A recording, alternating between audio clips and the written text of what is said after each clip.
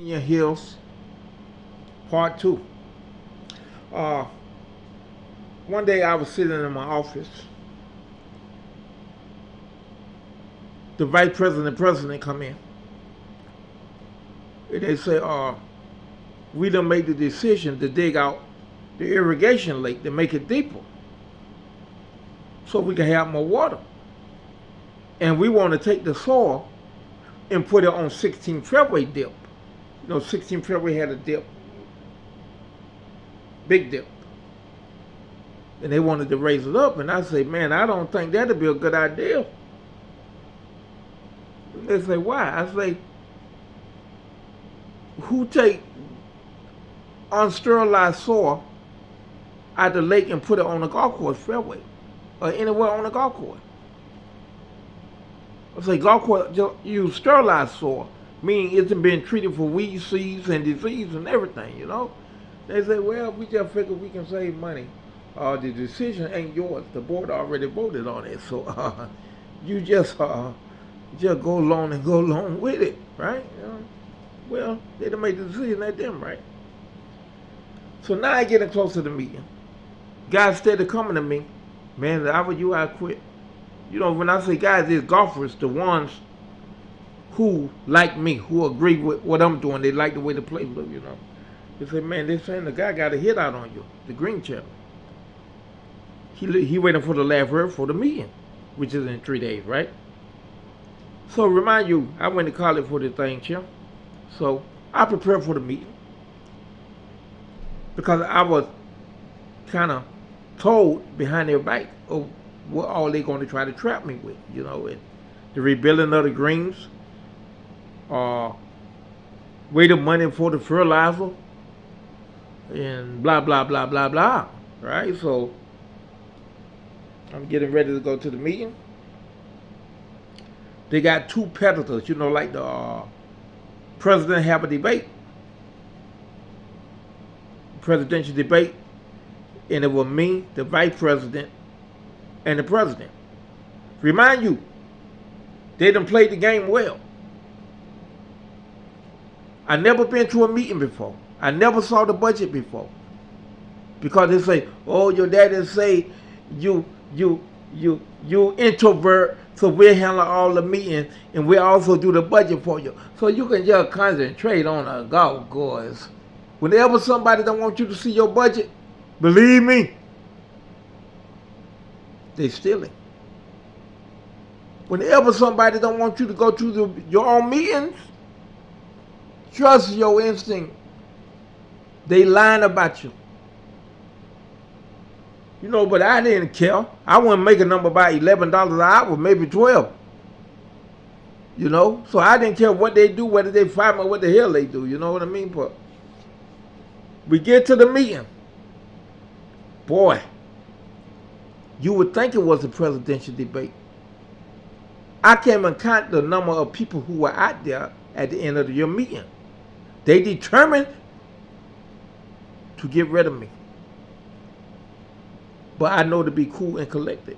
The city manager was right in front of me. News cameras follow him everywhere. They follow him everywhere, and he was right in front of me. One of my history teachers was in front of me, the one who tried to learn me how to read before high school. The dean was in front of me, who was my football coach, and sometimes he helped out as a track coach, and he went in front of me and he was shocked. The whole while he looking at me, his eye was sparkling. He couldn't believe what he see. And I'll tell you why at the end. But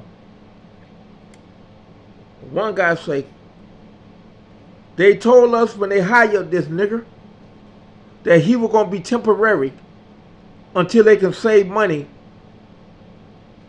by paying him a lower salary, and they'll take the money they saving to redo the greens and blah, blah, blah, right? Yeah.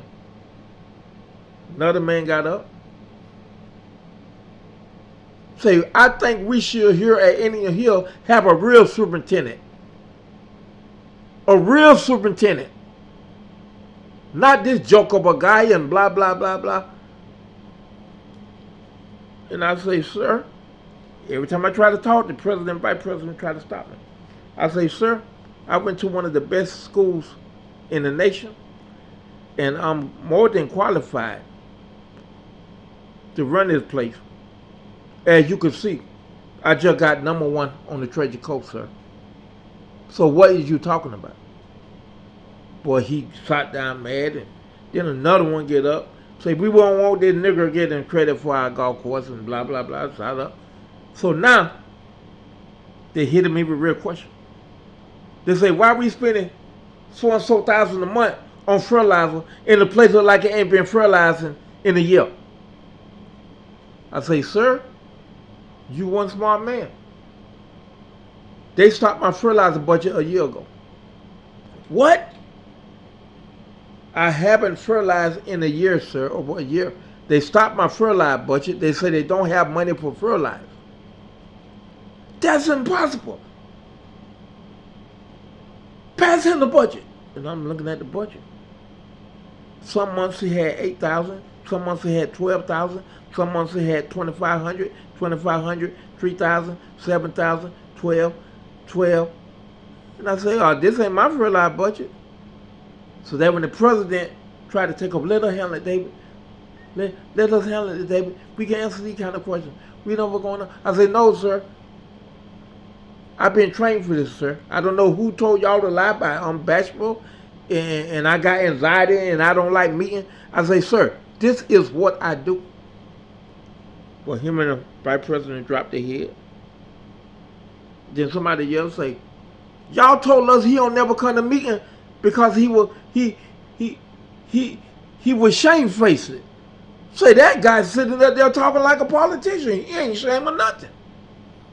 You know, and then another guy got up that broke my heart, my history teacher. And he said,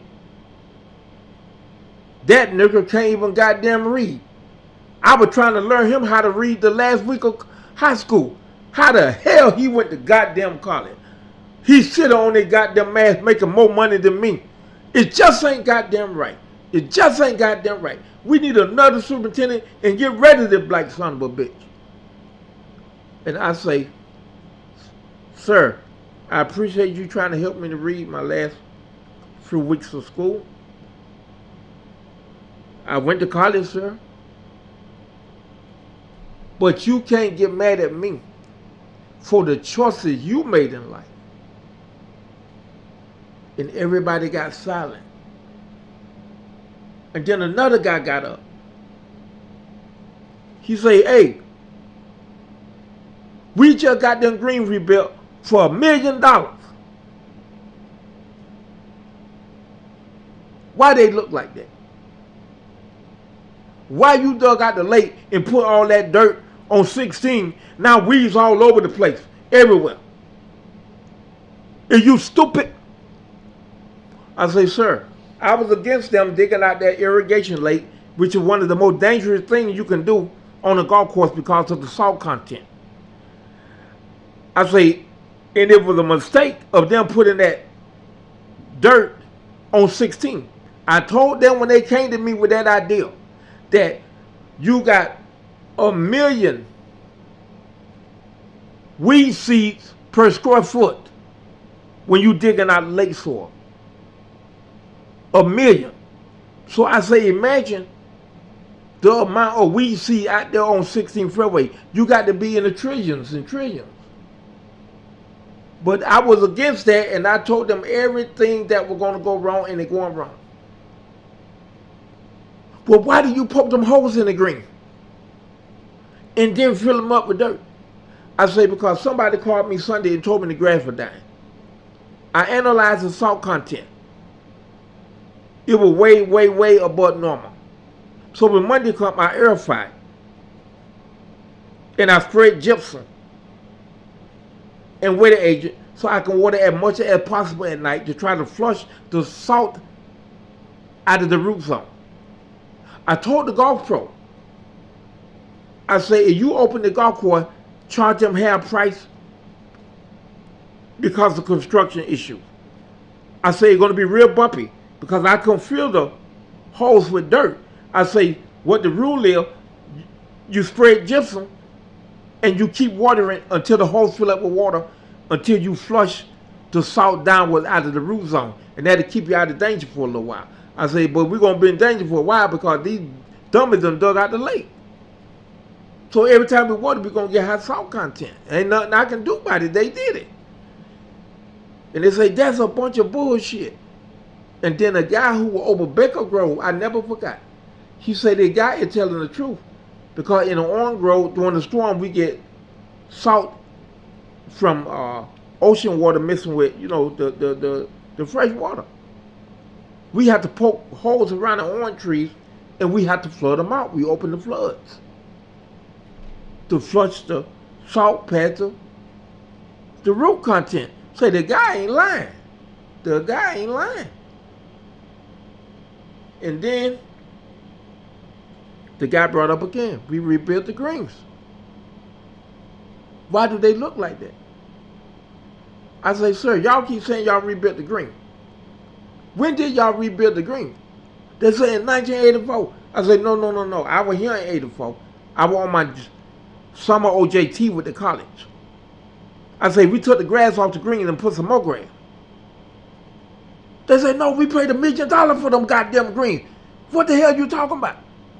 I took out my posters. I say, you see this? Rebuilding a golf course green will look just like building a swimming pool. They say, we didn't do all that. I told another poster. They say, no, we ain't do that. I said, what y'all did was resurface the green. You put a foot of soil, is to get you by another 3 or 4 years. I said, that's what they call themselves doing, but they were just too cheap to buy the soil. So that's why it's 3 years later, 2 years later, and the greens look like they look because y'all ain't did nothing to them but replace the grass on the same bad soil. They say, well, who got the $1 million? Who got the $1 million? I say, 9 times out of 10, the same guys who got the fertilizer money, and they closed the meeting down. They closed it down, shut it down. So now I want to get out of here because remember they say the city manager supposed to make the decision whether or not I die. So I go outside. I'm trying to get to my car. I'm moving fast as possible. Mr. Chapman stopped me with tears in his eyes. He say, son, when you left high school, you couldn't read. How did you do it? I said, I did it, Mr. Chapman. I did it, sir.